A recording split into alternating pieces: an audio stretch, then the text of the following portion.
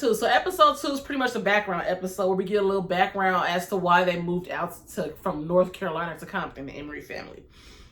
So we kind of get kind of the background that Henry was part of the Vietnam War, and he was shell shocked and had PTSD, all these things that they called PTSD back in the day that they didn't recognize as PTSD. He was laying on the floor, he was having flashbacks, certain noises and smells were triggering certain memories.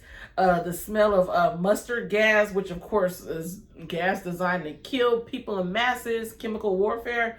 And he pretty much flipped out over the smell of peach pie because he says that the mustard gas smells like that. So we kind of get introduced to Henry kind of having his own, I don't want to say mental breakdown, but going through his own mental struggles, as being a product of the war, the Vietnam War. He pretty much came from fighting this war. He fought a hell of a war. He saw things that he probably could never unseen. And he comes back and he's not appreciated. He's back to being the same nigger he was before he even went out to the war. He's no longer the hero.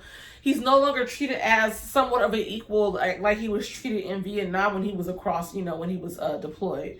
And he's having a hard time finding work because you already know Americans treat their veterans like shit. I don't know why. Let me not even be disrespectful to the military, but I just don't feel we do our veterans right. We have too many homeless veterans. We have too many homeless veterans, like point blank period. But I digress. So in the midst of him having this breakdown, lucky his wife is having to be his strength during this time. And this is when they also run into their dog Sergeant. He's a stray dog. He scratched at the door, and he's like the little service animal that he needs to just, get him emotionally back on track, and it worked.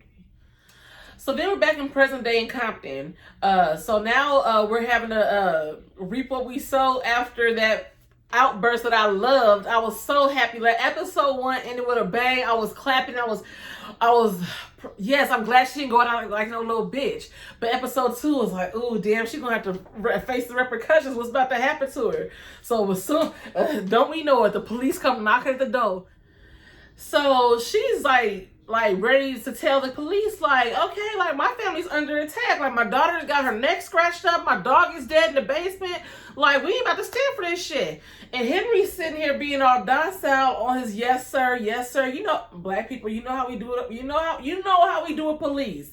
I'm a Californian. I have never said sir in my life unless it's an old person I don't know their name. But yes, that yes sir, no ma'am, that shit comes into play when you're around the police. And it's sad. Henry was doing that back in 1952, whatever time that was, and we still here in 2021, and we still had to do the same thing to this day. Very sad. So, of course, Lucky's looking at him like, okay, why aren't you being more riled up about this? Come on, protect your family. And you can just kind of tell the battle that Henry was having in this moment, wanting to protect his family, but feeling helpless as a black man, not being able to protect your family. There's only so much you can do as a black man during Jim Crow era amongst white police, white citizens. How much can you really do? You can think you're gonna do a lot, but really you can't do much. And I can only imagine how powerless and how defenseless you feel. And that just kind of gives you the idea of what black people were going through. Thinking about mothers not being able to protect their children. You can't remember. White folks, as much as y'all love animals, not being able to protect y'all little cats and dogs. Little dog end up dead and nothing happens. Peter don't come nothing. Can y'all imagine? I ain't gonna lie, Lucky looked like she wanted to call her husband Uncle Tom in that moment. Why are you over there cooning for this cop? What are you doing? Ride for us. No, I'm not the crazy wife. I was justified in cussing all these bitches out. All these bitches deserve this burner in their face. So, of course, Gracie's scratches done healed up by now. I was hoping the dog was going to come back to life, too, but no, that ain't happened. So, at this point, the oldest daughter, Ruby, was like, is mom tripping again? So, we already got Gracie asking about Is mama crazy? Now the older daughter's like, okay, is mom having one of her episodes again?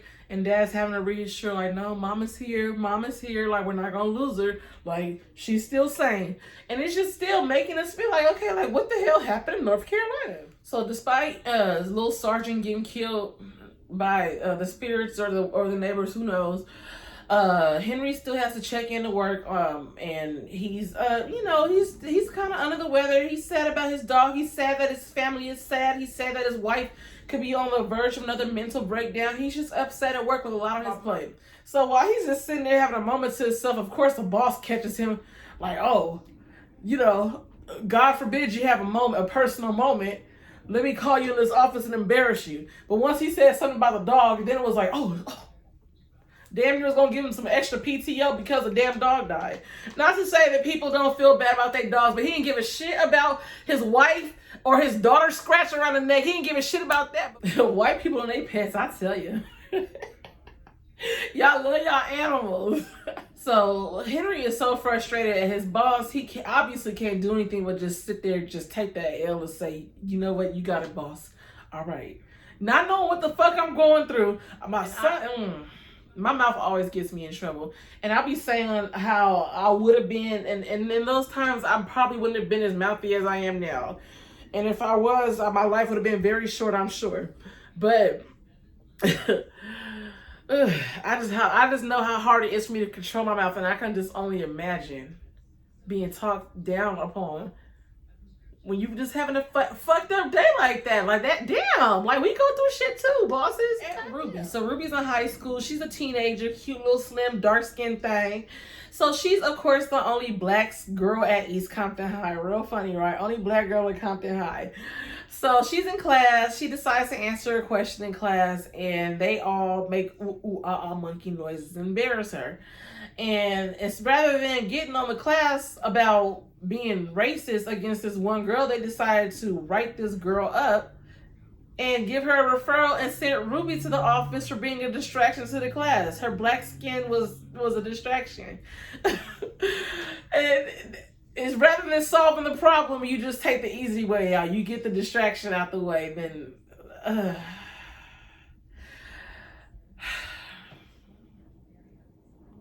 and then Ruby had to decide to flip all them desks over in that one moment.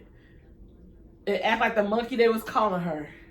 She'd have been wrong. They'd have been calling the zoo. They've been trying to tranquilize her ass. They'd have been trying to euthanize her ass. But anywho, I kind of relate to that. Not to the whole getting bullied thing, because I have never been bullied a day in my life like that. Bully who? Where? What's that? But I can definitely relate to being the only black girl in class. And I didn't experience that in my younger years, but in college. I went to Cal Poly Pomona, where unfortunately it's only 3%. 3% out of thousands and thousands and thousands of people. 3% black people. So I was literally the only black girl in all my classes. And Cal Poly's a small school, granted, but we had a couple of classes where it was like, 100, 150 people in there. And if I missed that class, they'd be like, where were you, Miss Flippin'? Like, God damn, how you didn't see me?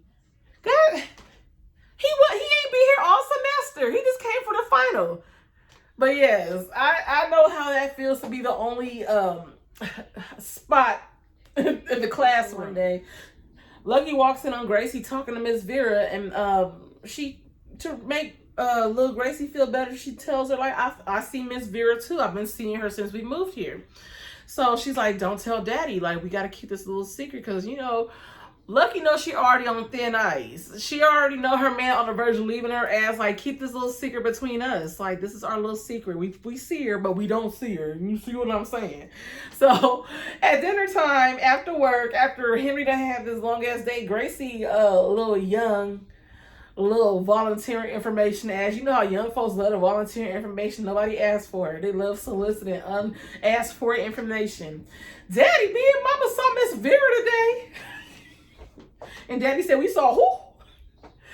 And it is looking at her crazy. Like, really, we doing this? We about to go off the deep end again? Really, Lucky? So Lucky decides, oh, you want to sit here and call me crazy? She decides to serve her husband a pie. Henry doesn't eat pie. We discussed in episode 1. Pie is a trigger for him. Sweets is a trigger for him. So she's passing out the pie. She intentionally skips Henry every day. But since you want to sit here and be Mr. Judgy, me sitting on your high horse, sit on top of that horse with this nice slice of pie here. That's some petty shit I would do. I'm not even gonna lie. I'm not even gonna lie. That's some petty shit I would do. Like, oh, I'm crazy. We all gonna be crazy in this motherfucker. That's my motto. If I'm mad, we're all gonna be mad. I know that's crazy, but that's just how I am. I'm sorry. But anywho, Henry, to show his mental strength, he's chalking down this pie. When I say he's struggling to take down this pie, you would think he was eating a plate of shit. He's literally crying back tears, hope.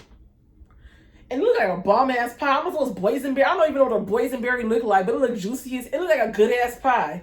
And he was sitting there talking about how I would be with eggs. Ugh, I hate eggs and jiggly foods. But anywho, he sat there and chalked down that pie. Killed that pie with tears in his eyes to show I am mentally strong. That's pretty much what I got from that scene. And Lucky was sitting there like, oh, mute. Like, oh, shit. Well, I guess I am the only crazy motherfucker in here. So now we're at episode 3.